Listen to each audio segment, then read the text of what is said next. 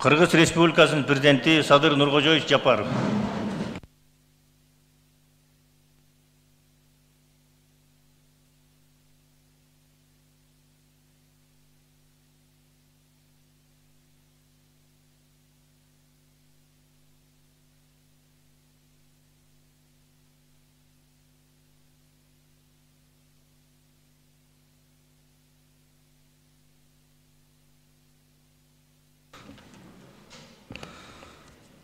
Урматтуу президент Садыр Нуркожоевулу, урматтуу депутаттар,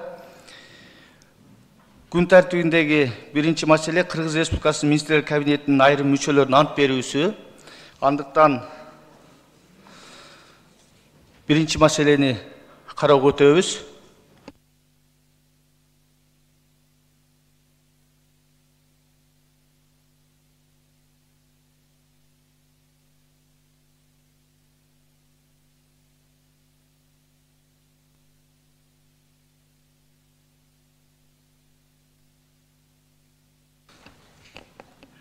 Урматтуу депутаттар, Кыргыз Республикасынын министрлер кабинети жөнүндө Кыргыз Республикасынын конституциялык мыйзамынын 7-чи беренесинин 2-чи бөлүгүнө ылайык Кыргыз Республикасынын министрлер кабинетинин төрагасынын жана башка мүчөлөрүнүн анты Кыргыз Республикасынын президентинин Кыргыз Республикасынын жогорку кеңешинин депутаттарынын катышуусунда берилет. Андыктан Кыргыз Республикасынын министрлер кабинетинин айрым мүчөлөрүнүн ант берүү ажебин баштоого уруксат этесиздер. Ант берүү үчүн Кыргыз Республикасынын саламаттыкты сактоо министри Чечейбаев Эркин Маратовичти борбордук трибунага чакырам.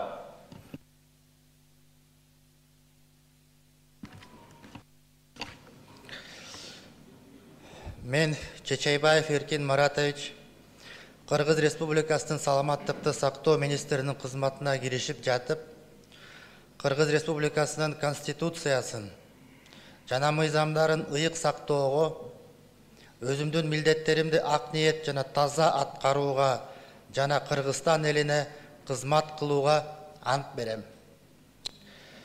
Берген антымды бузганым үчүн Кыргыз Республикасынын мыйзамдарына ылайык жоопкерчиликтүү тартууга даярмын.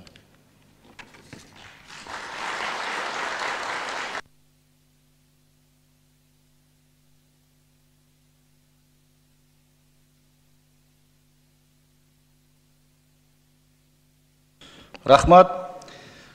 Ант берүү үчүн Кыргыз Республикасынын курулуш, архитектура жана турак жай коммуналдык чарба министри Орунтаев Нурдан Кемеловичти борбордук трибунага чакырам.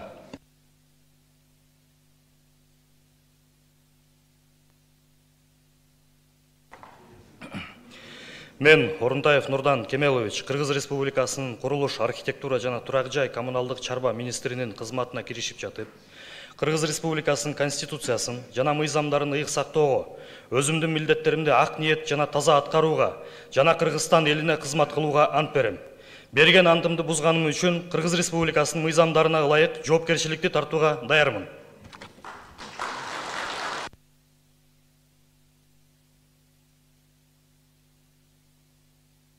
Рахмат. Ант берүү үчүн Кыргыз Республикасынын маданият, маалымат жана жаштар саясаты министри Мамбеталиев Мирбек Кемеловичти борбордук трибунага чакырам.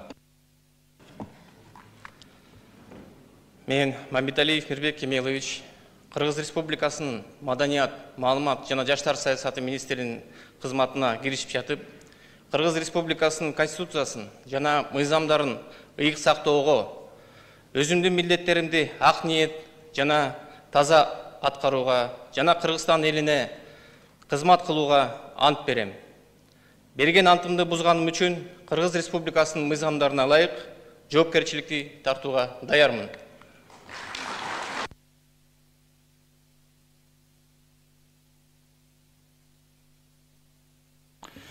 Рахмат. Ант берүү үчүн Кыргыз Республикасынын санариптик өнүктүрүү жана инновациялык технологиялар министри Жамангулов Азамат Саадатбековичти борбордук трибунага чакырам. Мен Жамангулов Азамат Саадатбекович Кыргыз Республикасынын санариптик өнүктүрүү жана инновациялык технологиялар министринин кызматына киришип жатып, Кыргыз Республикасынын конституциясын жана мыйзамдарын ыйык сактоого, өзүмдүн милдеттеримди ак ниет жана таза аткарууга жана Кыргыз элине кызмат кылууга ант берем. Антымды бузган учурда Кыргыз Республикасынын мыйзамдарына ылайык жоопкерчиликти тартууга даярмын.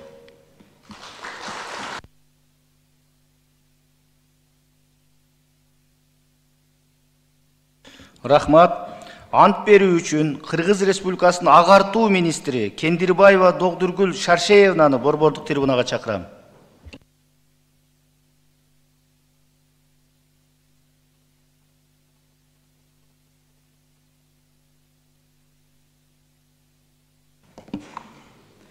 Мен Кендирбаева Догдургүл Шаршеевна Кыргыз Республикасынын агартуу министрлик кызматына киришип жатып, Кыргыз Республикасынын конституциясын, мыйзамдарын ыйык сактоого, өз милдетимди так, таза аткарууга, ак ниет аткарууга жана Кыргызстан элине кызмат кылууга ант беремин.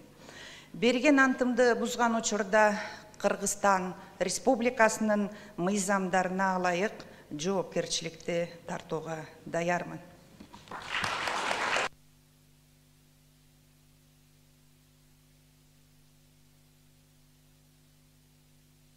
Рахмат. Ант берүү үчүн Кыргыз Республикасынын илим, жогорку билим берүү жана инновациялар министри Орозов Бактияр Сайпединовичти борбордук трибунага чакырам.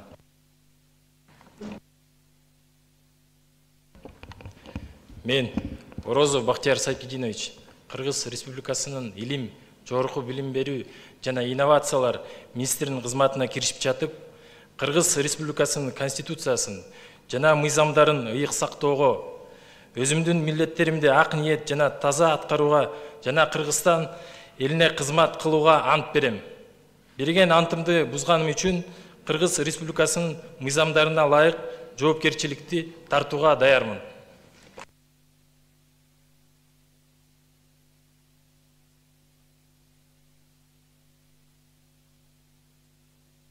Рахмат. Ант берүү үчүн Кыргыз Республикасынын коргоо министри Мукамбетов Руслан Мустафаевичти борбордук трибунага чакырам.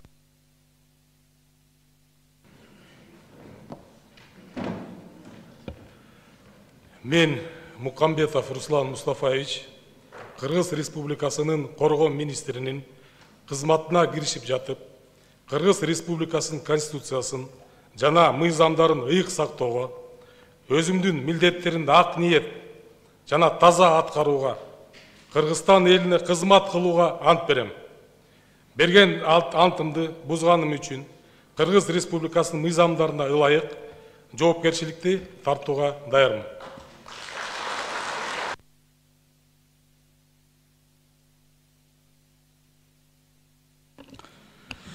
Рахмат. Урматтуу депутаттар, ушуну менен Кыргыз Республикасы министрлер кабинетинин айрым мүчөлөрүнүн ант берүү азем аяктады.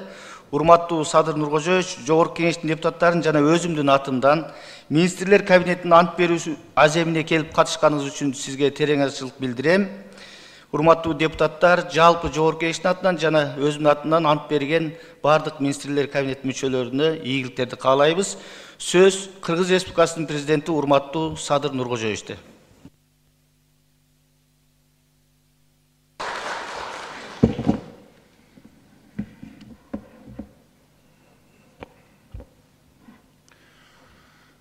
Урматтуу депутаттар, бүгүн алдыңыздарда бир катар министрликтердин жаңы жетекчилери ант беришти.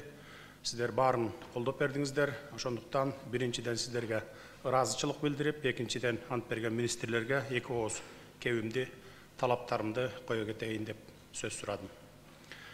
Урматтуу эл өкүлдөрү, өлкөбүздөгү туруктуулуктун сакталышында жогорку кеңештин дагы ролу бар. Ал эми аткаруу бийлигинин парламент менен биргеликте ырааттуу иш алып баруусунун натыйжасында бүгүнкү күндөгү жетишкендиктер жаралып олтурат. Сиздерге белгилүү болгондой, өткөн жумада 2025-2030 жылдарга чейинки Кыргызстандын өнүгүүсү боюнча жаңы стратегияны бекитип жарыя кылдым. Бул биздин өкмөт жана бардык мамлекеттик органдар үчүн милдеттүү документ. Ушул стратегиянын негизинде биздин мамлекет 2030 жылы ички дүң продукциянын көлөмүн 30 миллиард долларга, ал эми калктын жан башына эсептегенде 4,5 миң долларга жеткириш керекпиз. Ушул коюлган талаптарды аткаруу жана аны турмушка ашыруу биздин өкмөттүн милдети. Бул максатты аткарууда, урматтуу депутаттар, сиздердин колдооңуздар абдан керек болот. Бул биздин чогуу жасай турган ишибиз десек болот. Бул ишибиз мамлекетибиздин өнүгүшүнө жана элибиздин жашоо турмушун дагы бир тепкичке көтөрүүгө чоң салым кошот деп ишенемин.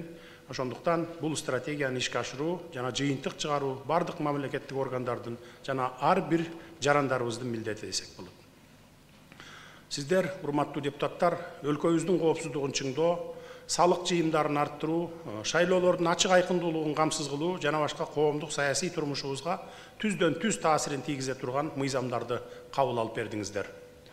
Булар эми сиздердин жасап жаткан алгылыктуу иштериңиздердин аз гана бөлүгү. Элдин кызыкчылыгына туура келген мындай мыйзамдарды айта берсем абдан көп. Ошону менен бирге калктын жана ишкердик субъекттердин салык түйшүгүн азайтуу маселелери боюнча айрым мыйзам актыларына өзгөртүүлөрдү киргизүү жөнүндө, өзгөчө укуктук режимге жана статуска ээ тамчы атайын каржылык инвестициялык аймагын түзүү тууралуу жана башка бир катар азыркы заман талап кылып жаткан мыйзам долбоорлору карооңуздарда турат. Комитеттер, фракциялар электен өткөрүп, оңдоп түздөп, кошумчалар болсо жасап, жалпы жыйында дагы бир сыйра карап колдоп бересиңер деген ишеничтемин. Бул долбоор өлкөбүзгө эбегейсиз зор инвестицияларды тартып келе турган долбоор. Албетте, эл үчүн кам көрүү, мамлекеттин өнүгүшүнө салым кошуу, өлкөбүздү өнүктүрүү баарыбыздын милдетибиз. Бүгүнкү күндө Кыргыз парламенти жаңы Кыргызстанды куруу жолунда өтө маанилүү чечимдерди кабыл алууда чоң роль ойноп келет десем жаңылышпаймын. Мындан улам мыйзам чыгаруу бийлигинин бардык өкүлдөрүнө, төрага Нурланбек Тургунбек уулу башында турган жогорку кеңештин депутаттарына жана ар дайым аркада бел күч болуп келаткан жогорку кеңештин аппаратынын кызматкерлерине тилектердин ишке ашуусуна кош колдоп салым кошуп, эри шаркак иштеп келаткандыгыңарыбыз үчүн терең ыраазычылык билдирем. Ал эми жаңы дайындалган министрлерге айтарым. Сиздер бара жаткан министрликтерде ийгиликтүү иштер менен катар жасай турган жумуштар дагы арбын. Муну эл дагы, мынакей биздин эл өкүлдөрүбүз дагы көтөрүп, министрлер кабинети көңүлгө алуусун талап кылып келе жатышат. Бул маселелерди чечүүгө алы келет, акылы жетет, бул тармакты алдыга жылдырат, өнүктүрөт деген алдын ала изги тилек менен, ишеним менен сиздерди министр кылып олтурабыз. Мамлекеттин бир тармагын жылдырууга ишти алып кетем деп, өз чамаңарга ишенип, мыйзамдарды так сактоо менен эл үчүн кызмат кылууга ант берип, бул ыйык трибуна аркылуу сиздер эл астында ант берип олтурасыздар, ушуну унутпаңыздар. Биздин элибиз берилген антка катуу маани берет, элдин сөзү менен кошо назарында да турасыздар. Жакшы иштесеңер, калкыбыз тегиз алкыйт, жалпы журт батасын берет. Башкача ой менен келип, жеке керт башыңарды ойлоп, коррупция менен алектенсеңер, анда эл журтка жаман атыңар калат, ата эне, ага тууган, жерге жээңерди түбөлүк жаман сөзү ээрчийт. Кыргыз наркы мына ушундай. Албетте туура эмес иш жасасаңар, биз дагы мыйзам чегинде чара көрөбүз. Эч кимге аябы жок. Ошондуктан айтылган сөздөрдөн өзүңүздөр жыйынтык чыгарып ишке киришиңиздер. Урматтуу эл өкүлдөрү, айдын соңунда сиздер шайлоочулар менен жолугушууга чыгасыздар. Жерлерде Кыргызстандын бардык аймактарында болосуздар. Бийлик бутагынын бири катары аймактарда мамлекеттин жүргүзүп жаткан иш аракети кандай болуп жатканына, сиздер менен биздин кабыл алган чечимдерибиздин аткарылышына күбө болосуздар. Көп маселелер менен бирге туризм тармагынын айыл чарба жаатындагы иштерибиздин күнгөй тескейине көңүл буруп, бул багыттарды ыкчамдатып, өнүктүрүү жана өркүндөтүү жаатында иштиктүү ой пикир, алгылыктуу сунуштарыңыздар менен келесиздер деп ишенем. Дүйнө ыкчам өзгөрүп, мамлекеттер алдыга тездик менен бараткан доордо көкүрөгүбүздө, ой санаабызда бир гана жаңы Кыргызстанды курабыз деген улуу жолдо бир бололу эри шаркак иштешели. Элибизге, кийинки урпактарыбызга ооз толо айта турган чоң-чоң иштерди жасап үлгүрөлү. Учурда эл аралык абал мурда болуп көрбөгөндөй курчуп, дүйнөлүк кырдаал абдан татаалдашып бара жатканы баарыбызга белгилүү. Дүйнөдө болуп жаткан окуялар, геосаясий чыңалуулар алыс жакын дебей бардык мамлекеттерге өз таасирин тийгизип, социалдык экономикалык кыйынчылыктарды жаратып жатканын көрүп турасыздар. Улуттук ынтымакты ыйык тутуу маселеси биринчи орунга чыккан ушундай кооптуу жагдайда баарыбыз эң алды менен ынтымакта иш алып баруубуз зарыл. Буга чейин Кудайга шүгүр бийлик бутактары менен парламент мейли эл аралык маселелерде болобу, мейли коопсуздук маселелерде болобу, же социалдык экономикалык чөйрөдө болобу, бардык маселелерде тил табышып, бир максатты көздөө менен иш алып баруу жолуна түштүк. Ал өзүнүн үзүрүн берди. Маселен, коңшу жана алыскы өлкөлөр менен болгон мамилелерди, анын ичинде чек араларды аныктоо маселесин тез арада жөнгө салып кеттик. Коңшу мамлекеттер менен мамилелерди оңдоп, чек араларды өз ара пайдалуу негизде жөнгө салууда жогорку кеңештин дагы зор салымы болгондугун ыраазычылык менен белгилеп кетишим керек. Эгерде депутаттардын көпчүлүгү ошол маалда ач кыйкырык жасагандарды, митинг уюштургандарды, жалган маалыматтарды таратып, элдин башын айландыргандарды ээрчип кеткенде, курчуп турган абал Кыргызстанда эле эмес, азыр чатак болуп жаткан өлкөлөрдө эле, Борбор Азияда дагы таптакыр башка нукка бурулуп кетмек. Ошондой абалды болтурбоодо сиздердин акыл калчап, жете өлчөп бир кесип чечим кабыл алган сабырдуу депутаттардын эмгегиңиздер зор болду. Мына эми биздин ошол алган чечимибиз бүтүндөй Борбор Азияга түбөлүк тынчтык жана достук алып келди десек болот. Урматтуу депутаттар, соңку 3 жыл бою өлкөбүздүн экономикасы өсүштүн гана үстүндө болуп, ички дүң продукциябыздын өсүшү 9%-дык көрсөткүчтөн төмөндөгөн жок. Үстүбүздөгү жылдын январ-май айларында ички дүң продукциябыз өткөн жылдын январ-май айларына салыштырмалуу 12,3%-га жогорулап 573 миллиард сомду түздү. Мындай өсүштүн негизги факторлорунун бири өлкөбүздөгү стабилдүүлүктүн жана тынчтыктын сакталышы болду. Ошол себептен сырттан келген инвестициянын көлөмү өстү. Келген инвестициялар менен сырттан алынган карыздар келечекте бюджетке күч келтирбегендей болуп, өзү актай турган долбоорлорго жумшап жаткан өзүңүздөр жакшы билесиздер. Анткени ошол алынган ар бир акча ошо сиздер аркылуу парламенттен өтөт. Кылым курулушу аталган Камбар-Ата бир кесибиздин Кытай, Кыргызстан, Өзбекстан темир жолунун курулуштары башталды. Ички темир жолубуздун курулушу Кочкорго жакындап калды. Андан сырткары ички инвесторлорубуз дагы легализация мыйзамынан пайдаланып, өз кирешелерин легалдаштырып, акчаларын өз өлкөбүзгө алып келишип, бир катар ири долбоорлорду ишке ашырууга киришишти. Завод, фабрикаларды куруп жатышат, ГЭСтер жана башка ири долбоорлор ишке ашып жатат. Ушунун баарына жогорку кеңештин дагы салымы чоң. Себеби жарандарыбызга ыңгайлуулуктарды жараткан мыйзамдардын баарын ач кыйкырык менен алек болбостон, элге көрүнүп калайын деген популисттик кылбастан сиздер кабыл алып бердиңиздер. Ошонун негизинде мен жогоруда белгилеген ийгиликтер жаралып олтурат. Мындан ары дагы куру сөздөр менен эмес, конкреттүү иштер менен экономикабызды көтөрүү менен сиздер менен биргеликте аракет кыла берели. Дагы бир жолу бардыгыңыздарга ыраазычылык билдиремин. Ишиңер ийгиликтүү болсун. Мамлекетибизде эч нерсеге теңдешсиз болгон тынчтык жана стабилдүүлүк, түбөлүк орноп турсун. Рахмат көңүл бурганыңыздарга. Саламатта болуңуздар. Рахмат, урматтуу президент.